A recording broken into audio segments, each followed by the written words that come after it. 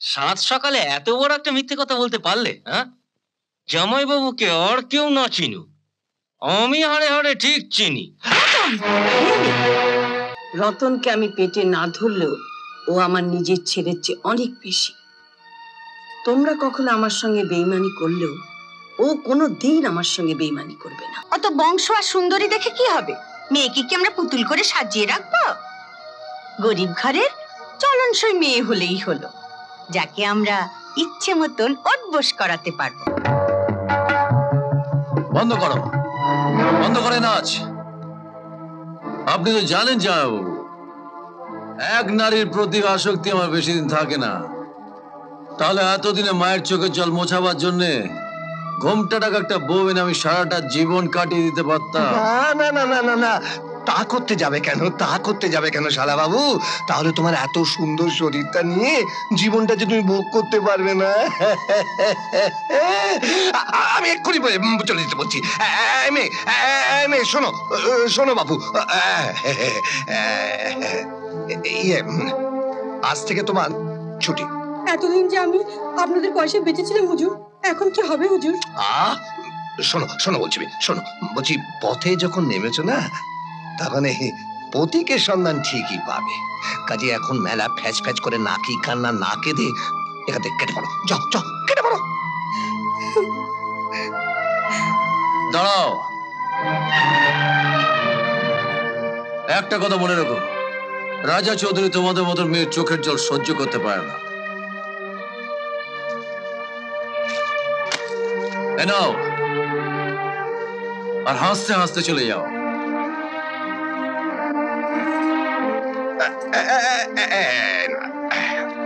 আচ্ছা আচ্ছা, ওটো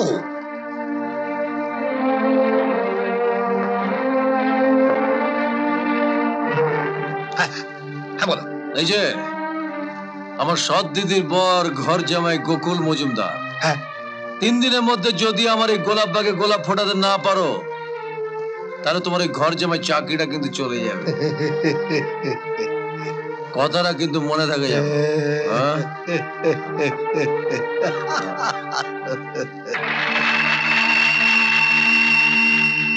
আমার আমার আদরের শালা বাবু, তোমাকে জাহান্নামে পাঠানোর জন্য 3 দিন কেন, 3 মিনিটে আমি এই গোলাপ বাগে গোলাপ ফুটিয়ে ছাড়বো।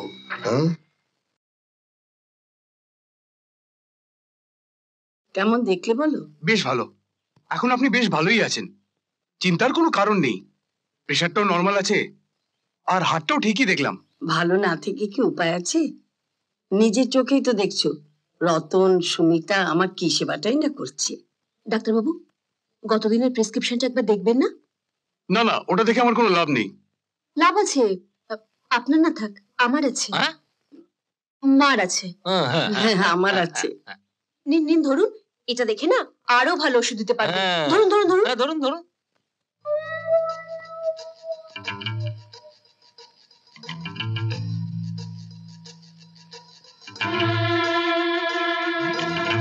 ঠিক ঠিক ঠিক আছে, ঠিক আছে, এই ওষুধই চলবে। ওটা আমায় দাও। হ্যাঁ, প্রেসক্রিপশনটা দিন। তাহলে তাহলে মাসি আমি চলি। ঠিক আছে, ঠিক আছে। ওরে যা, কাজে যা, আর কত সেবা করবি। আরে আমার সব কাজ হয়ে গেছে, এখন এটাই আমার আসল কাজ। সত্যি নিজের পেটের ছেলে আমার সুখের দিকে ফিরেও তাকায় না, আর তুই আমার পেটের ছেলে না হয়েও আমার জন্য কত করিস, কত ভাবিস। তুমি একটু চুপ করবে মা, আমাকে আমার কাজ করতে দাও। মা, মা, আমার কিছু টাকার দরকার। টাকা? এই তো সেদিন অতগুলো টাকা দিলাম। সেদিন কোথায়? 1 সপ্তাহ তো হয়ে গেল। সপ্তাহে সপ্তাহে এত টাকা খরচ করলে এরপর এই কুবেরের ধনও কিন্তু একদিন শেষ হয়ে যাবে। মা, বাবা যা রেখে গেছে তা 14 পুরুষ বসে গেলেও শেষ হবে না। দাও, টাকা দাও। সুমিতা, আলমারি খুলে 5,000 টাকা ওকে দিয়ে দে। একটা কথা বলবো রাজা? একটা কেন মা, 1000টা কথা বলো, সব শুন। বলছিলাম কি, টাকাগুলো এভাবে আজে বাজে খরচা না করে চেষ্টা কর ভালো কাজে খরচা করতে। তাতে আমাদের সকলেরই মঙ্গল হবে। তোমরা তো নয় ভালো কাজে খরচা করছো, আমার না হয় একটু বাজে কাজে খরচা করতে দাও।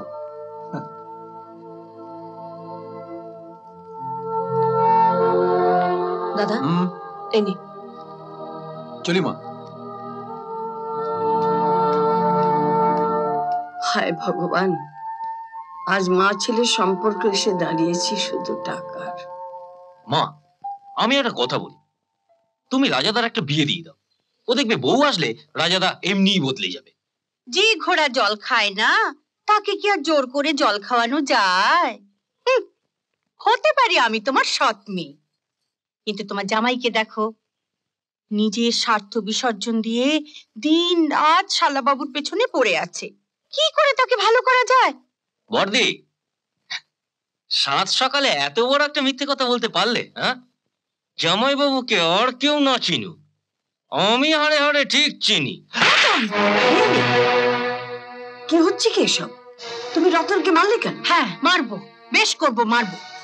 তুমি আর সুনিতা মিলে এই রাস্তার ছেলেটাকে লাই দিয়ে দিয়ে এখন মাথায় তুলে দিয়েছো। এরপর যদি ও আমাকে বলে, শোনো পিয়ালি, রতনকে আমি পেটে না ধরলেও ও আমার নিজের ছেলের চেয়ে অনেক বেশি। তোমরা কখনো আমার সঙ্গে বেইমানি করলেও ও কোনো দিন আমার সঙ্গে বেইমানি করবে না, এইটুকু বিশ্বাস ওর উপর আমার আছে। ভবিষ্যতে কোনোদিন ওর গায়ে হাত তুলবে না।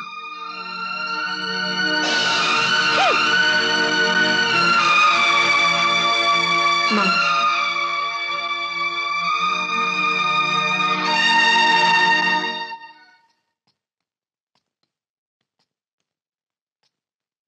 এত রাত হয়ে গেল অথচ জামাইবাবুর পাত্তা নেই।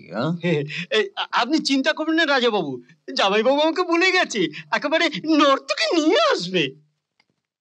আর কখন আসবে? রাত ভোর হয়ে গেলে। রাতকে আমি ভোর হতে দেব না শালা বাবু। আর তাই তো সঙ্গে করে নিয়ে এসেছি এই পূর্ণিমার চাঁদকে।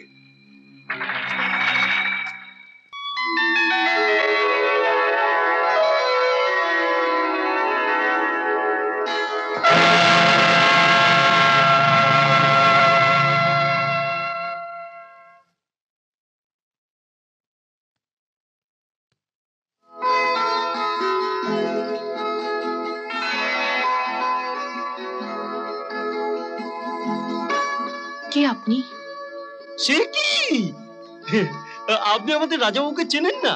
উনি হচ্ছেন সোনারপুর গ্রামের জমিদার বংশের নষ্ট হয়ে যাওয়া ছেলে রাজা চৌধুরী।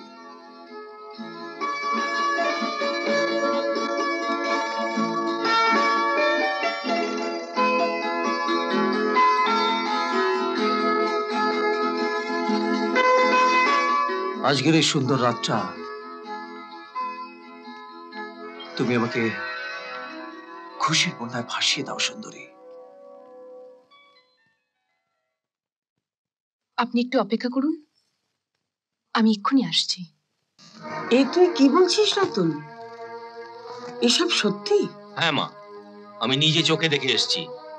বাগান বাড়ি ঘষে মেজে আবার নতুন করে সাজানো হচ্ছে, আর ওই মেয়েটা নাকি এখন থেকে ওখানেই থাকবে। শেষ, আমার সব আশা ভরসা একেবারে হয়ে গেল ফর্সা। এবার থেকে আপনার ছেলের সম্বন্ধ নিয়ে গেলে মেয়ের বাবা লাঠি মেরে মাথা ফাটিয়ে দেবে। চুপ করো বনমালী। গত 3 বছর ধরে তোমাকে বলে আসছি একটা ভালো মেয়ে দেখতে, আমি রাজার বিয়ে দেব। ওই মেয়ে ঘরে এলে নিশ্চয়ই রাজা ওই সর্বনাশের পথ থেকে ফিরে আসতো। আজও তুমি তার জোগাড় করতে পারলে না। আমি কি চেষ্টার কোনো ত্রুটি রেখেছি মা জননী? কিন্তু কি করব, মেয়ে পক্ষের লোকেরা রাজাবাবুর নাম শুনলে লাঠি নিয়ে আমার দিকে তেড়ে আসছে। মিথ্যে কথা। তুমি মেয়ের কোনো খোঁজ খবরই করতে পারো না, পারো শুধু হাত পেতে টাকাগুলো নিতে। মিথ্যে কথা আজ পর্যন্ত আমাদের বংশে কেউ বলে না। এই তো সেদিন একটা মেয়েকে দেখতে গেলাম, যেমন সুন্দরী তেমনি ভালো বংশ। অত বংশ আর সুন্দরী দেখে কি হবে? মেয়েকে কি আমরা পুতুল করে সাজিয়ে রাখবো? গরিব ঘরের চলনসই মেয়ে হলেই হলো, যাকে আমরা ইচ্ছে মতন অটবস করাতে পারবো। তা কেন হবে দিদি? দাদা আমাদের বংশের একমাত্র ছেলে। বৌদিকে সুন্দরী হতে হবে, ভালো ঘরের হতে হবে, তা নাহলে যে ওই বাজে নেশা আর বাজে মেয়েদের কাছ থেকে সরানো যাবে না। জমিদার বাড়ির ছেলের ওরকম একটু আধটু নেশা থাকেই। তাছাড়া একটা মেয়েকে বাগান বাড়িতে এনে তুলেছে বলে কি পূবের সূর্য পশ্চিমে উঠেছে নাকি? শোনো বনমালী, তুমি যে মেয়ের কথা বললে সেখানে চেষ্টা করো। মেয়ের বাবা যে একবার কষ্ট না বলে দিয়েছে মা জননী। করুক, তবু তুমি সেখানে চেষ্টা করবে, আমার কথা বলবে। প্রয়োজন হলে আমি নিজেই যাব। এমন আরো অনেক ভিডিও দেখতে এই চ্যানেলটি সাবস্ক্রাইব করে নিন এবং পাশের বেল আইকনটি প্রেস করে দিন।